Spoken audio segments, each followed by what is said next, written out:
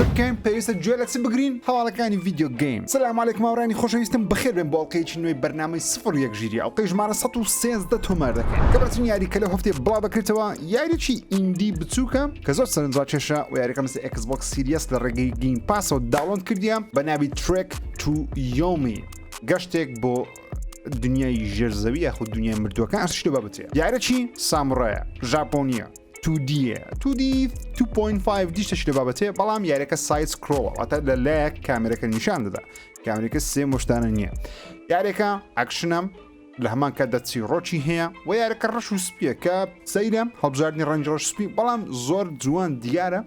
و هەوڵ دەدەم ئیشاڵڵە ئەو شۆکە دەکاتە پێنجشەم من یاریەکە بخۆی دەڵێم 5 ساعت 6 ساعتە هەوڵ دەمەشەوە یاریەکە تەواو بکەم ڕۆژی هەینی یاخود شەممە ئینشاءڵڵە ڕیڤیوی بۆ دەکەم خوێندنەوە هەڵسەنگاندنی بۆ دەکەم و نمرەشی پێ دەدەین و چاوەڕانی ڤیدیۆ بن. گەورەترین هەواڵ کە لەو هەفتەیە بڵاو کرایەوە هەواڵێک بە هەموو ماوەتمە what the Square Enix بەشی ڕۆژاوای خۆی فرۆشتە کۆمپانیایەک یاخود گروپێک بە ناوی Embracer Group کە کۆمپانیایەکی ئەوروپینە بەکڕینەوەی بەشەی ڕۆژاوای Square Enix Embracer Group تقریبان لە پاژی ویسۆفتی دەبن دووەم گەورەترین کۆمپانیای بەرهەمهێنانی ڤیدیۆ گەیم لە ئەوروپا. Square Enix سێ ستودیۆی گەورە و زەبەلاهی خۆی فرۆشتیتەوەن Eidos Interactive Crystal Dynamic وەروە Square Enix Montreal کە هەر سێ ستودیۆ یاری گەورەی وەکو Tomb Raider Avengers زۆربەی یاری گەورەکانی Square Enix لەڕێیان ئەو سێ ستودیۆ بەرهەم دێ. بەڵام Square Enix تەنیا ئەو سێ ستودیۆی نەفرۆشتیە بەڵکو IP-یەکانیشی فرۆشتی کە ئەوانە خەریکینە بۆ منە Tomb Raider فرۆشت Square Enix. نرخی فرۆشتنەکەش چەند بوو 300 میلیۆن دلار کە جێب لەو نرخەی بە وتم what the 300 میلیۆن دلار وای لۆ 300 میلیۆن دلار ئەدیلۆ سۆنی و مایکرۆسۆفت ملیاران دلاری سەرف دەکەن لە بکڕینەوەی ستودیۆکان IP-یەکی گەورەی وەکو Tomb Raider بە سێ ستودیۆوە کە 1100 کارمەندیان کڕیە بە 300 میلیۆن دلار چەنە کارمەند ناکردرێ بەڵام مهم گوازرانی ئەو کنە خۆیان بە 300 میلیۆن دلاری لۆ سۆنی ئەو کاری نەکرد لۆ ئێکسبۆکس یاخود مایکرۆسۆفت ئەو کاری نەکرد. هۆکارەکە ئاسانە پێتان دەڵێم ئێستا بە حالیان لەبەر چ نرخەکەی بەو شێوازەکەمە بۆ منە سۆنی یەک ستودیۆی کڕی بەنجیە کارمەندیشی کەمتران تەنانەت یەک IP گەورەشیان هەیە ئەویش دەستنی دووە کە من خۆم نەم کردی و نەرزان چییە بەنجی سۆنی لەلایەن سۆنیەوە کردە بە 3.6 میلیارد دلاری 3.6 میلیارد دلاری یەک ستودیۆ. مایکرۆسۆفت بەثێزدای کڕی کە بە چەند ستودیۆیەکیان هەیە و گەورەترین یاریەکانیشیان فۆڵاوت و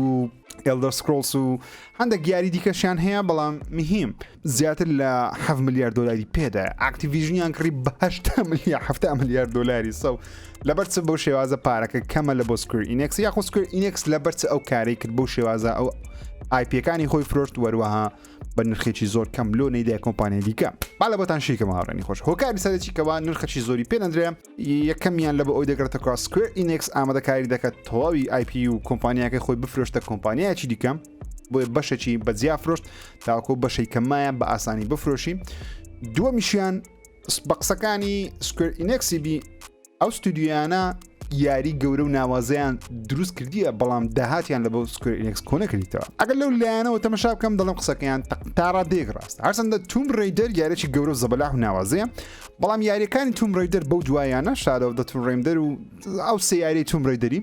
بە قسەی Square Enixی بی پارەی لەدەست دایان لەوەی پارە قازانز بکە واتە پارێکی زۆری قازانز نەکردیە تەنانەت یاری Marvel's Avengers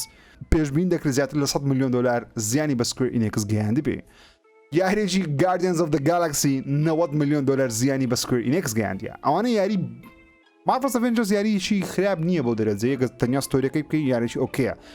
Guardians of the Galaxy من یاریەکەم نەکردی هێشتا بەڵام دڵن یاریش زۆر ناوازێ بەڵام نەفرۆشرا یاریەکانی Tomb Raider گەیمەرێکی زۆر عاشقینە بەڵام ژمارەیەکی زۆر لێ نەفرۆشرا بۆیە Square Enix نەیتوانی وە قەنەعەت بە هیچ کۆمپانیایەک بکە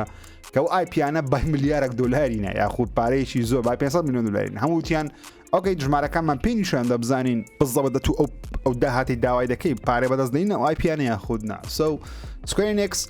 بەو شێوازە پێم وایە پەلەشی کردیە بە شێوەکان دەیتوانانی تۆزێک پارە زیاتر کۆکاتەوە لەبەرەوەی لەبەر هاوڕێیان Embracer 300 میلیۆنی سەرف کردیە ئەگەر بێت و یەک یاری یەک یاری توم ڕێدەر بە ناوازەی دروستکەن و بڵاوکەنەوە زیاتر لە 300 میلیۆن دلاری کۆ دەکەنەوە واتە ئیمبرێسە دەتوانانی بە یەک یاری ئەو پارەیە بینتەوە کە ئەو هەموو کۆمەڵە IP و ستودیۆ و کارمەندانی هینای دەکەنە خۆی بە یەک یاری کەچی مایکرۆسۆفت کە بە تێزدای کڕی پێویستە چەند یاریین 7 ملیاری سرف کردیە ساو هەر یاری ئەگە بە 500 میلیۆن دلار داهات کۆکاتەوە پێویستی بە 14 یاریە تا بگاتەوە پارەکەی خۆی ئاکتیڤیژن و بلیزارد و ئەوانە 6 پێویستی بە زیاتر لە 120 یاریە تاوەکو پارەکەی خۆی بینتەوە سۆنی 3.6 ملیاری بە بەنجیدایە پێویستە بەلایکمی دیاری گەورە و ناوازە لە بۆ سۆنی بڵاوکەنەوە یاری 500 میلیۆن لێ فرۆشێ نەک زیاتریش 500 میلیۆن نەک کەمتریش ئەزە دەتوان پارێکی خۆیان بینەوە سو لەبەرتە سۆنی و مایکرۆسۆفت ئەو ستودیۆیان نەکری وەکوتم لە ڕووی بزنسەوە لەوانێ لە بۆوان گونجاو نەبی لەبەرەوەی هەم مایکرۆسۆفت ئێستا حالیان کێشەیەکی گەورەی لەگەڵ ئاکتیڤیژن هەیە کەوا دەیکردەوە لە ئەمریکای شاری نیویۆرک یاخود پێ دەڵێ حاکمانی شاری نیویۆرک ئاکتیڤیژنیان دایتە دادگای لەبەرەوەی دەڵێن زوو بڕیاری فرۆشتنی کۆمپانیاکەتدا لەبەرەوەی دایانویست سەرۆکەکەی ئاکتیڤیژنی پاکەنەوە لەو تۆمەتانێکە خرایتە پاڵی لەسەر مەسایلی سێکسی و مەسایلی دەستدرێژی ئەو شتانە ئاکتیڤیژن کێشەی زۆرە مایکرۆسۆفت خەریکی وەیە سۆنی لەلایەکەی دیکە سۆنی تۆزێک پارە پارێستە لەبەرەوەی پارێکی زۆری نییە 300 میلیۆنیش پێمانە زۆر بەڵام سۆنی ئەو ئایپیانەی پێویست نییە بە بڕای خۆی لەوانەیە بڵێن ئەو ئایپیانم پێویست نییە گە پارە کۆنەکەنەوە سو سکوێر نێکس بەو شێوازە تقریبا بەرەو لەناوبوون دەچین و چێ سکوێر نێکسی ئێستا دەکردەوە نازانم ئەو پەبلشەرە ئەو بڵاوکەرەوەیە بە ژاپۆنیا دەستە پاڵ چێ نازانم بەڵام ڕۆژ بە ڕۆژ دنیای ڤیدیۆ گەیم سیرتر و سیرتی دەبی بەڕاستی یعنی زۆر سیرتر دەبی هەموو ڕۆژ مایکرۆسۆفت لە هەفتەیەم ڕایگەیاندکەوە لە مانجی 6 کۆنفرانسی گەورەی خۆیان یاخود شەوکەیسی خۆیان ئەنجام دەدەن لەگەڵ بەفێزدای بێکەوە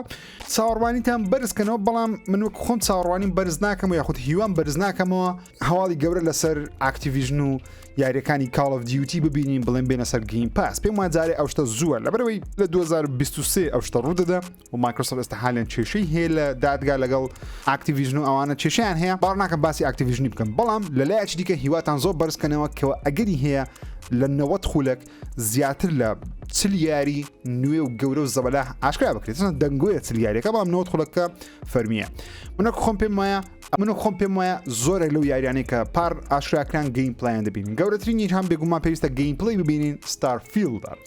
هەواڵێکشم هەیە لەسەر ستارفیلدی ئێستا زیاتر باش دەکەین دواتر کە هەندێک کێشەی بەرەمێنانی هەیە لەوانەیە بەڵام ستارفیلد پێویستە گەیم پلەیەکی زیاتر لە 5 خولەک 6 خولەکی وەکو گەیم پلی ببینین لەبەرو یاریەکە زۆر نمێ بڵاوتۆ لەمان جیازە بڵاوتە پێویستە لێستاوە هەوادارانی پەم بدە Elder Scrolls ئەگەری هەیە ترایلەرێکی سینەماتیکی لە بە بڵاو بکرێتەوە ئەڤاوت گەیم پلی دەبینین یاخود نێشتە نازانین Forza Motorsport کە ئێستا هەواڵشکەم هەیە لەسەری ئەکیدم ئەویش دەبیشتێکی لێ ببینین ساو شەوکەیسی Xboxی پێم وایە تەقینەوەیکی گەورە دەبین انشاءالله یاری خۆش و ناوازە دەبی و تۆنێک یاریش لە بۆ گەیم پاس زیاد دەکەت تاوەکو سوودی زیاتر لێوە بگرین ئۆکەی وتم دەینە سەر Forza Motorsport لەبەرەوەی لەو هەفتەیە دەنگۆیەک یاخود چۆن دەڵێت چەند وێنەیەکی Forza Motorsport دزەی پێکرا کە باسی ئەوەی دەکەن ئەو یاریە لەوانەیە ئەو ساڵ بڵاو بکرێتەوە Forza Motorsport نوێ کە بەشی 8 من پێم وابی هەشتەمە هەفتەمان بزڵبت منیاریەکان فۆرزا هەموو نەکردیە Forza Motorsport بەڵام هیم Forza Motorsport نوێ لەوانەیە ئەو ساڵ بڵاو بکرێتەوە ئەگە بێت لە شەوکەیسی Xbox گەیم پلی ببینین یاریەکە لە بۆ Xbox One بڵاو دەکرێتەوە ئەگەر بە خۆتان دەزانن Microsoft سەرەتا ڕاگەیاند کە Forza Motorsport تەنیا لە بۆ Xbox Series بەردەست دەبێت لەگەڵ PC واتە لە بۆ Xbox One نایە بەڵام چەند سکرینشۆتێک بڵاو کرایتەوە کەوا هاوپێچە لەگەڵ کۆدی Xbox One واتە یاریەکە تێست کرایە لەسەر Xbox One ئایا ئەو قسەیە معنادەدایە کە Forza Motorsport لە بۆ Xbox One بڵاو دەکرێتەوە تەنیا دەنگوویە بەڵام من پێم وایە بەهۆی ئەو شۆرتەجە گەورەی لە دنیای هەیە کە PlayStation 5 زۆر بەرهەم نایە Xbox زۆر بەرهەم نایە Microsoft بڵێ ئۆکەی تاوەکەسە زیاتر تا ئەو وەختی Forza Motorsport بڵاو دەکرێتەوە لەوانێ بگەنە 20 میلیۆن کۆنسۆلی بەنوە بفرۆشرێ 20 میلیۆن کۆنسۆلی نوێ تۆ یاریێک بڵاو دەکەی لە بۆ 20 میلیۆن کەسی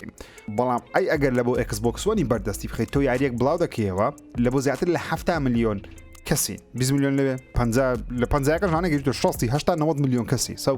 پێم وایە مایکرۆسۆفت باشتر یاریەکە لە بۆ Xbox One بەردەستخە وەکو چۆن سۆنی یاریەکانی خۆی لە بۆ PlayStation 4 بەردەست دەخە لەبەرەوەی ژمارە گەیمەران لە کۆنسۆلی نوێ جارێک کەمە بەهۆی ئەوەی کە نرخی کۆنسۆلەکان گرانە لە هەموو شوێنێکش بەردەست ناکەون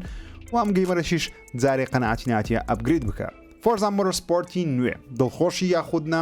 بۆ چون و چێلە سەری حەز دەکەی چی لێ ببینی لە کۆمنت بۆ چوونی خۆتان بنووسن نەخشەی GTA 6 بەپێی هەواڵەکی نوێبی یەکێک لە لیکەرەکانی یاخود زەپێکەکانی ناو دنیا GTA دەڵێ ئەو قسانەی کە جێم لێ بۆ لەسەر نەخشەی GTA 6 لەناو ئینسایدەرەکان و وەروە هەندێک لە کاربندەکان ڕۆکستاری بە قسەی خۆی جاوێ وەنیە نازام تەنیا دەنگۆیە ماپێکی دروست کردیە ماپێک بەرەستی خۆی دروستی کردێواتە کۆنسپتە دەڵێ ئەو قسانەی کە جێم لێ بۆ ماپی GTA 6 بەو شێوازە دەبی کە دەڵێ لەسەر هەیکەلی GTA 5 بەڵام بەو شێوازەش نییە کە GTA 5 لە سروشکە ئەگە سەری ماپەکە بکەین دەبینین لە هەر چوار دەوری قەرەباڵغی هەیە یاخود نەخشەی شار و شت هەیە و ناوەڕاستەکەشی ئەگە سیرکەی لە ئەنە یەک دوو گوندی بچوکی لێبی وانندە ئاو شتیشی لێ بەڵام چار دەورەکەی سیرکەی هەمی بە ئاودا پۆشایە بەسەر GTA 5 بە ئاودا پۆشە بەڵام بە شێوازی بە ئاودا پۆشانەکەی ئەو ماپەی بی کەواتە ئەکیدین لەوەی بەشی فلۆریدا یاخود هەر نەخشەکە بە کاملی فلۆریدا دەبێت ئەو شوێنێکەوە GTA ڤایستی تێدایە نەخشەکە سەرنجڕاکێشە و بە قسەی ئەو کابراایش بی کە ئەو ماپەی دروست کردێت دەڵێ نەخشەکە 2.5 لە GTA 5 گەورەتر و زەبەلاترە